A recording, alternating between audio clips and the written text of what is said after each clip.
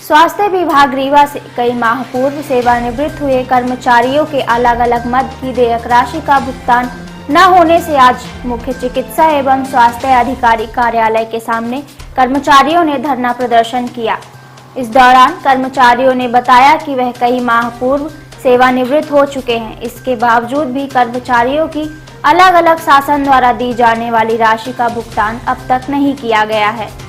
कर्मचारियों ने बताया कि पूर्व में भी कई बार अधिकारियों को इस संबंध में अवगत कराया गया है। इसके बावजूद भी उनका भुगतान सेवानिवृत्त के कई माह बाद भी नहीं हुआ है, जिसके चलते उन्होंने आज कार्यालय के बाहर धरना प्रदर्शन कर अपना विरोध दर्ज कराया। डॉक्टर साहब, आज आप ये सीएमएचओ ऑफिस के सामने धरने पे हैं, क्या इसकी वजह है? और भी कई लोग आपके साथ खड़े हैं, क्या इसका मतलब? बहुत दिनों से मैं देख रहा था कि पहले मैं अपना परिचय बता दूं। डॉक्टर BL मिश्रा और मेडिकल ऑफिसर इसी ज़िले में बहुत वर्षों तक था और 36 वर्ष तक स्वास्थ्य विभाग में सेवा दिया और मुख्य चिकित्सा अधिकारी के पद पर कार्य करते हुए रिटायरमेंट में क्षेत्रीय संचालक स्वास्थ्य सेवाओं के पद से 31 जनवरी को रिटायर हुआ। और रिटायरमेंट के पश्चात कुछ कर्मचारियों के देयक होते हैं जो रिटायरमेंट में सरकार उनको सुविधा देती है। तो कुछ हमारे देयक थे जिसको मैंने 3 दिन पहले क्षेत्रीय संचालक डॉक्टर KL नामदेव जी को दिया था कि 48 घंटे का मैं समय दे रहा हूं और हो जाए, नहीं तो मैं 24 तारीख को 12 बजे से भूख हड़ताल में बैठूंगा। इसके पहले भी 10 बार से अधिक फ़ोन लगाया, कई बार लिख के दिया, लेकिन वो नहीं काम करा पाए अपने कार्यालय से। क्यों इतने कमज़ोर हैं पता नहीं, कुछ समझ में नहीं आता। अन्यथा बात होकर लगभग 8-10 लाख रुपए मेरा है। इस पैसे का ब्याज थोड़ी ना मिलेगा। कोई इस तरह का काम रोक देना विकास में अवरुद्ध कहलाता है। देश में कोई भी योजना हो, यदि आपने रोक दिया कुछ दिनों के लिए तो देश का काम रुक जाएगा।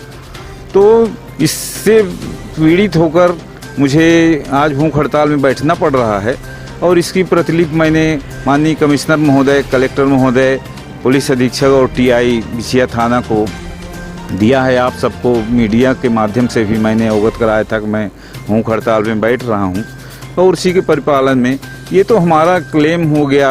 दूसरा चीज़, स्वास्थ्य विभाग में रीवा जिले में हजारों कर्मचारी हैं। शिक्षा विभाग के बाद स्वास्थ्य विभाग में ही कर्मचारियों की संख्या रहती है।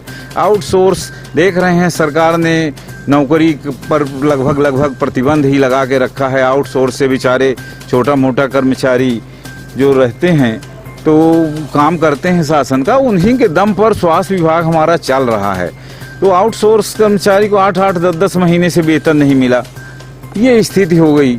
और अभी पिछले महीने भर्ती हुई, पता चला जो पहले काम कर रहे थे, जिन्होंने अच्छा काम किया, जो विकलांग भी हैं यहाँ पर,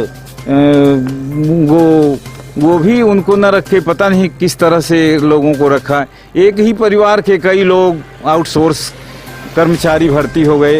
ये बहुत ही आश्चर्य की बात है। ये कैसे हो गया? ये कैसे हो? क्या ऐसा नहीं होना चाहिए? योग्यता के आधार पर जो अच्छा काम करें। और जो हमारे स्वास्थ्य विभाग की बड़ी चुनौती है डाटा एंट्री के आधार पर ही हम स्वास्थ्य कार्यक्रमों की समीक्षा करता है स्वास्थ्य विभाग। तो एक ही परिवार के लोग एक अस्पतालों में भर्ती हो गए, ये बड़ी विडंबना की बात है। और हजारों कर्मचारी, किसी का छुट्टी सैंक्शन हो गया, पैसा नहीं मिला। ये हमारे बगल में बैठे हैं, ये कंपाउंडर DK दुबे जी हमारे साथ ही जनवरी में रिटायर हुए और कई वर्षों तक मेरे साथ में स्वास्थ्य विभाग में काम किए हैं और बड़ा ही सराहनीय इनका स्वास्थ्य विभाग में मरीजों के प्रति बहुत ही अच्छा काम था। ये दिखा रहे हैं, ये भी डॉक्टर संजीव शुक्ला जी अभी बैठे हैं अंदर, उन्हीं के दस्तखत से ये जारी हुआ है। उन्हीं के दस्तखत से ये 24 मई को जारी हुआ है कि इतना बीमा की राशि इनको स्वीकृत की जाती है, स्वीकार लो, ये योजना के लाभ स्वीकार किए जाते हैं।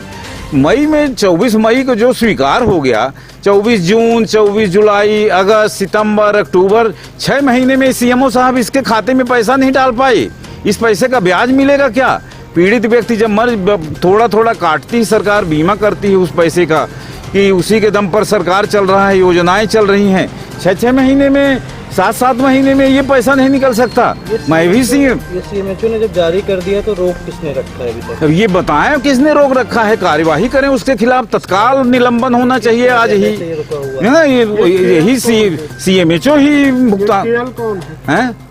केएल नामदेव जी तो क्षेत्रीय संचालक हैं, जो 7 जिलों के, अब 9 जिला हो गया कहना चाहिए, मैहर मऊगंज के पश्चात, और रीवा संभाग शहडोल संभाग के अधिकारी हैं। सतना से आते होंगे भी, खाना पीना खा के चले होंगे घर से।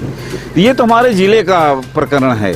तो जो जिले का है, ये क्यों इसका पैसा ब्याज दिलाएं, ये ब्याज सहित वसूली होना चाहिए इस पैसे का। कितने कर्मचारी जिनका पैसा इस तरीके से रुका? अरे कम से कम 500 से अधिक कर्मचारी होंगे। छुट्टी हो गई वो नहीं मिला, जीपीएफ का पैसा दिलाए वो नहीं मिला, बीएमओ जिस कर्मचारी को गैर हाजिर करके भेजते हैं, ये कार्यालय उनको वेतन दे देता है। जो महीने भर काम नहीं किए हैं, कभी आए नहीं, कुछ काम भी नहीं किया, वो यहाँ पैसा पा जाते हैं। इंक्रीमेंट नहीं लगता, क्रमोन्नत नहीं लगता, और तो और अति हो गई।